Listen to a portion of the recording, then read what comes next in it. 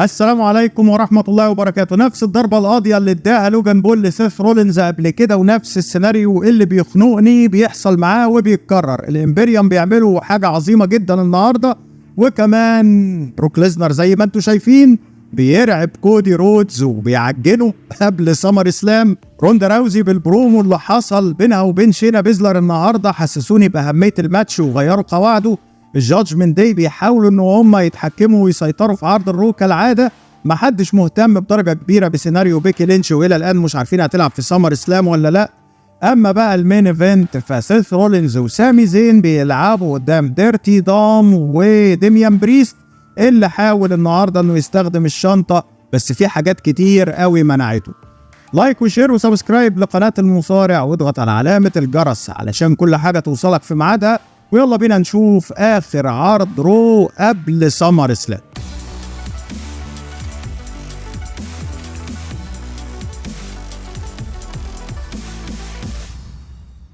البداية بلوجان بول اللي قال ان هو مش جاي علشان الجماهير، ده جاي علشان ريكوشيه، علشان يستفز كل الجماهير وريكوشيه يطلع له وريكوشيه يقول ان هو هيقضي عليه في سمر اسلام. ولوجان بول قال له ان الماتش بتاعنا هيبقى ترند. ابتدى يستفز ريكوشيه لما جاب سيرة سامانتا ايرفين، لما قال انها لما انا هكسبك وهقضي عليك هي اللي هتعلن انتصاري. على فكرة سامانتا ايرفين هي فعلا الجيرل فريند بتاعت ريكوشيه، وريكوشيه على فكرة كان مرتبط قبل كده بتيسا بلانشارد كمان، لو انتوا عارفينها واكيد عارفينها يعني. لكن المهم ان ريكوشيه بعد كده بيحاول يعمل اللي عمله الاسبوع اللي فات، عاوز يقضي على لوجان بول، لكن مع الاسف تيجي الضربة القاضية السامجة جدا وتقضي على ريكوشيه. ريكوشيه على فكرة الحركة اللي انتوا شايفينها دي كان المفروض يقع على ظهره لو هو مصارع عادي، لكن هو لياقته تسمح له انه يعدل وضع جسمه زي القطط في الهواء. وزي ما بقول لكم ضربة قاضية ملهاش اي 30 لازمة، تكون نتيجتها ان ريكوشيه يبقى على الارض ويديك احتمال ان لوجان بول هينتصر في سمر اسلام.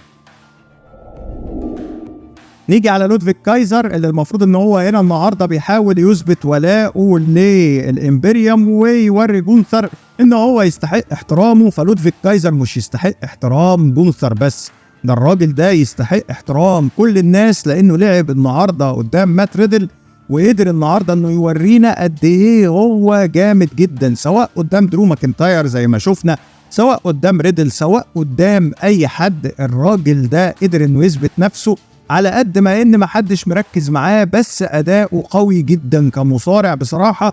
والنهارده بيقضي على ريدل في اشارة ان الادارة فعلا راضية عنه وبتفكر انها تحطه كده كرقم 2 في الامبريوم بعد جونثر، ويمكن ياخد دفعة.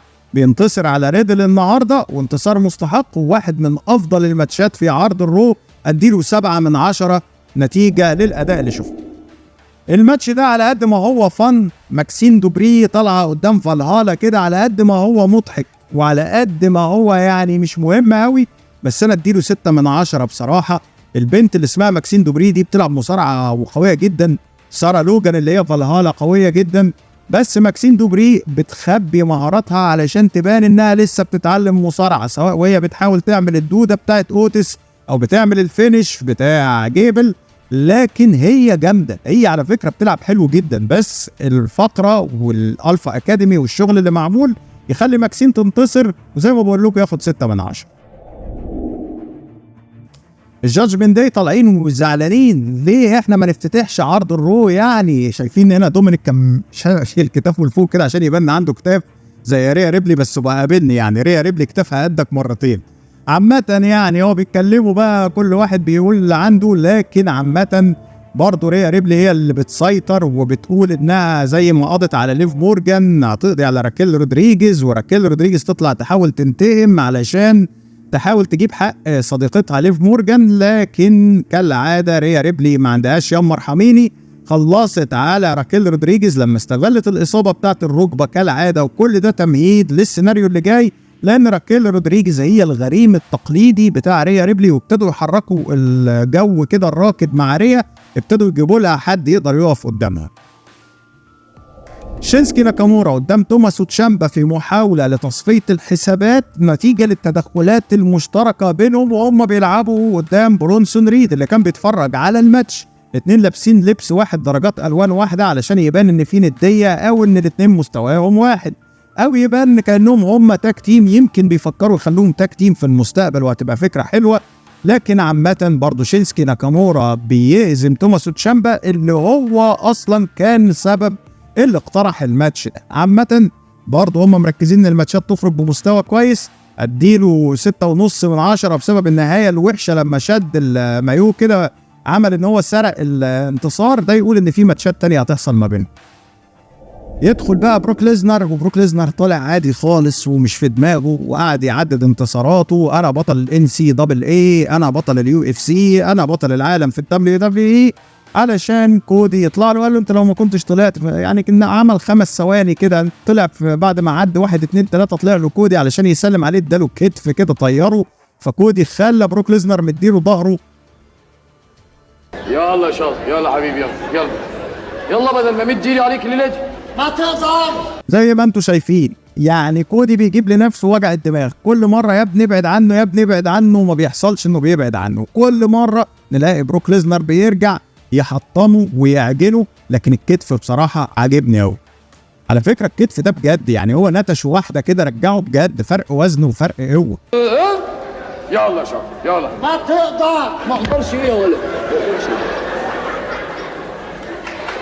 اوعوا تفتكروا ان انا بكره كودي رودز او شايفه اقل من بروك ليزنر. انا شايف ان الستوري اللي اتحطت مخليه كودي رودز يظهر بالشكل اللي انا جايبه لكم بتاع محمد صبحي مع الراجل ده. كان دايما الافيه ده بيضحكني، لان هنا كودي رودز مهما حاول ان هو يعني اندر دوج او اقل بس عنده روح قتاليه، ما عندوش القدره ان هو يقنع الناس انه يقدر يفوز بشكل كامل وبشكل عادل على بروك ليزنر اللي دايما بيتم استغلاله بصورة الوحش. هنشوفه بقى هيقدر يخلص على الوحش ازاي. في باكلاش الاصابة بتاعت بروك ليزنر مكنت كودي رودز من الانتصار، لكن المرة دي في سمر سلام هتعملوا ايه الا لو ظهر راندي اورتن، وده الشيء اللي ممكن يمكنه من الانتصار. لكن الشكل ده ما يخليش الناس تفكر او تفرح ان بروك ليزنر يتهزم على ايد كودي رودز. يتقابل تشاد جيبل او الالفا اكاديمي قدام الامبريوم في الكواليس، وجونثر يتريق عليه ويقول له انت مش هتقدر تقف قدامي 5 دقايق، فيتحدوا بعض في ماتش كده مدته 5 دقايق ان جونثر يقدر يخلص عليه. لكن بيفشل جونثر وبينتصر تشاد جيبل وبيكسب التحدي والمراهنه. لاول مره جونثر يتهزم معنويا من فتره طويله جدا، من ايام ما احتفظ بلقب الانتر كونتيننتال. جونثر طالب ان الوقت يتمد 5 دقايق كمان علشان فعلا يخلص المره دي على تشاد جيبل، علشان يحفظ له هيبته، لانه هيلعب قدام درو ماكنتاير في سمر سلام. لكن غير كده هم كمان ادوا لتشاد جيبل المكانه اللي هو يستحقها، انه قادر يقف ند وهو موجود في الباتل رويال اللي موجوده في سمر سلام. هل لو انتصر جيبل في الباتل رويال لانه هو واخد دفعه اهو في احتمال ان هو يفوز، ممكن يقف قدام جونثر بعد درو ماكنتاير؟ والله ممكن. لكن جونثر بصراحه قدام تشاد جيبل عظمه. تطلع بيكي لينش والمفروض انها عايزه تحط ايديها على تريش ستراتس بما انها قدرت تهزم زوي ستارك الاسبوع اللي فات، فلازم تطلع بقى تفي بوعدها يعني تريش. لكن تريش بتتهرب. يطلع ادم بيرس ويقول ان الماتش ده يحصل الان، لكن الماتش ما بيحصلش بسبب التدخل من زوي. ده يقودنا الى فكره ان ممكن يلعبوا ضد بعض في سمر سلام او في عرض الرول اللي جاي، لان انا شايف ان هم بيفضلوا ما بين الماتش ده وما بين الماتش بتاع ريا ريبلي قدام راكيل رودريجيز لو قرروا يزودوا ماتش سيدات كده. يطلع بقى المين ايفنت، والمين ايفنت ديميان بريست حاطط عينه على سيث رولينز، مش بيلعب ماتش تاج تيم او زوجي بس. ديرتي دوم هو اللي شال كل الطين بصراحه في الماتش ده، لان طبيعي مستر ماني ان ذا بانك ما ينفعش تهينه ولا ينفع تقلل من قدره، لانه هيبقى صورته ان هو التهديد المستمر لبطل العالم. وكمان ما تقدرش انك تبوظ فين بالور او تبينه ان هو ضعيف، فكان بيتدخل بقوه النهارده. كل العمليه ان دوم احنا عارفين ان هو كان هيتعدى عليه وده اللي حصل. المهم كمان ان سامي زين لازم يبان ان هو قوي، هو اللي افسد اللحظه اللي كان فيها ديميان بريست بيحاول يجيب الشنطه بتاعت ماني ان ذا بانك علشان يعد على سيث رولينز ويبقى البطل. كمان فين بالور لعب لعبه خبيثه كده لما اتاخر انه يسلم الشنطه لديميان علشان يستخدمها ويعد على سيث رولينز، اللي قدر ان هو يخلص من الشنطه ويضرب الشنطه كمان في وش دوم، والهالوفا كيك تاخدها فين بالور، وينتهي الماتش بانتصار سيث وسامي زين بعد الاسطوم باللي حصل على ديميان بريست. ودي النهايه اللي احنا شفناها.